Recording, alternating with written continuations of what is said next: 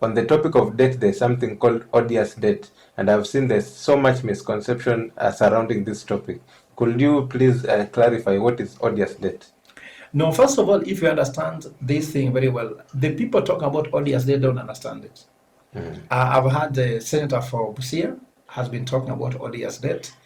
I don't think he understands what odious debt is in general. In fact, I want to say, not that I'm opposing him, but truth be said, in God we trust, let us bring evidence. I've seen the discussion, his submission of 137 pages on odious debt. He has not understood what odious debt is. These things you see called odious debt, they have origin. So what is the origin of odious debt?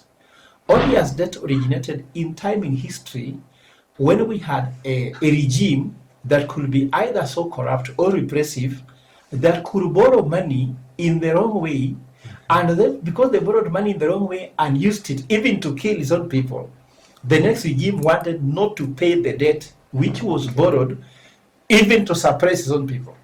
Like, for example, if William Ruto was to borrow money to use it for abduction, isn't it? Use it for this we call forceful disappearance of people. Now, if you become head of state, you cannot pay a debt which was borrowed to be used against the people. Yes. Because it's called sovereign debt. The word sovereign means that that debt belongs to Kenyans. Yes. So you cannot borrow money and use against Kenyans, then Kenyans pay. Exactly. There is no one who borrows money from the bank to use the bank to hang themselves. You usually borrow money from the bank to use the bank to further your gains. So the odious debt thing, the way Okiya Mtata is putting it and the way Kenyans are discussing it, they don't understand the etymology. And of course, because of that, it was always an excuse when a new regime comes in to use that as an excuse not to pay a debt which was not theirs. So that's how that's the origin of odious debt. But of course, everything has developments. Now, odious debt has only developed to the extent by saying odious debt is a debt which was borrowed and was not used for the national interest of a country. Let's say, for example, William Ruto has now borrowed around 11 trillion shillings, isn't it? If we can discover that that money has not been used for the national interest of Kenya, which I said, standard of living, improving standard of living, education, health, and security. If that money has not gone there in any way, then that debt is odious. Odious means it has not met the intention of his borrowing.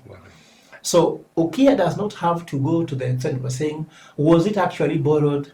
Was the Eurobond, which came from Morgan Chase, and actually landed in Kenya? Those are semantics. Because whether they came or not, were they used for national interest?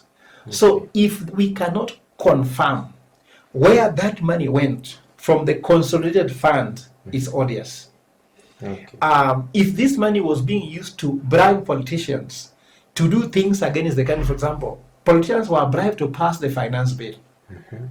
If you can prove that money came from the money borrowed, then now how hard it is to confirm that the money that came to consolidated fund was the one from the Eurobond, and that's the money which was used to bribe MPs.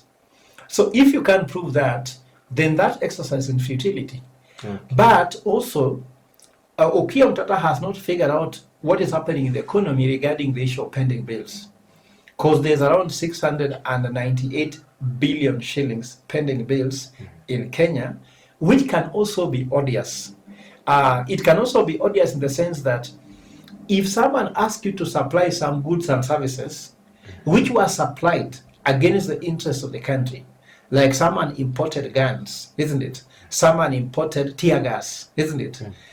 To tear gas its own citizens who are having a rightful protest against a finance bill, then that's actually odious debt. So what needs to happen is that we need to do a serious audit of the debt in Kenya and know which part actually does not qualify as sovereign debt.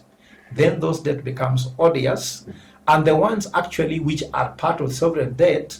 And then if we accept that this is odious, that odious debt should be put on the hands of the person who was in charge of the country to pay, because it is a sovereign responsibility of Kenya that that debt is paid. Now, How easy is it to put this debt on the hands of William Ruto to pay? This is easy.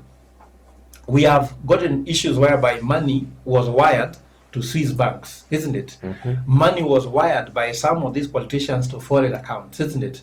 Now, if we can prove that that money was odious debt, and we can confirm that money is the money that was wired in foreign accounts, using that record in Kenya, we can go to Swiss bank and tell them, this money sitting in our bank account here in the name of XYZ is odious debt, and that money can now be taken to pay the sovereign debt that we have. So I'm sure that the recommendation of Okiya Omtatah has to figure out how to execute it, because going to court and confirming this is sovereign, this is an odious debt, is not important to us if we cannot have mechanism to get it back. And I'm saying the approach that he's having cannot give us that. The approach must be to demarcate between legitimate debt and odious debt, and how to to confirm and affirm the odiousness of this debt, and where this debt is sitting, that we can get this money back and pay IMF, pay World Bank, and pay all the people who lend us money, and also bring the people who wired this money out of the country to book, because we have been told the citizen, e-citizen money was going to foreign banks in Switzerland, for example. Now, how can we confirm that this money being collected from Kenya through e-citizen was going in the wrong hands? But the e-citizen is not a debt, so it can't fall under that.